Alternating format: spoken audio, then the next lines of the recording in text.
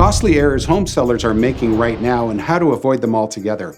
Outdated selling strategies can cost you serious equity. Hi, I'm Frank Polsinello with the Polsinello Team at RE/MAX. If you're planning on selling your $1 million plus home in the coming months, you need to be aware of this seller misstep. This is especially true if you haven't sold a home in years. Things have changed. In the past, the market was more balanced. Today, things are very different. Demand for homes is sky high and inventory is extremely low. This means the market is moving at a record speed. As a seller, it's critical that you leverage your strong position in this seller's market. A key way to do this is by having your home pre-inspected by a professional home inspector. This is something you should do before you list your home for sale. And here's why. When your house is listed for sale, there's likely to be a flurry of initial interest. This is usually your best opportunity to capture the highest sale price. When multiple buyers are vying to win your home, a bidding war will push the price up. In many instances, there will be one particular buyer who swings for the fences.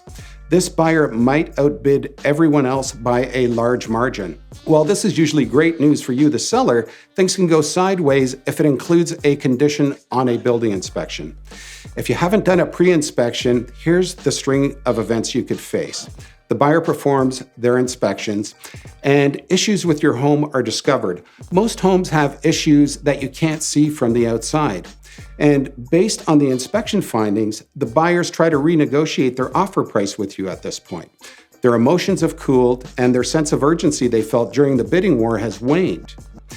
While all of this takes place, the other bidders have found other properties that have piqued their interest. And now you'll have to disclose to buyers the inspection findings, which might temper their already diminished interest. So you've gone from a position of strength to, well, being on your heels. This is the last thing that you want. Here's the good news. You can prevent this by hiring your own inspector up front. Then you provide the inspector's report to all prospective buyers. Make sure they review the report before submitting their offers.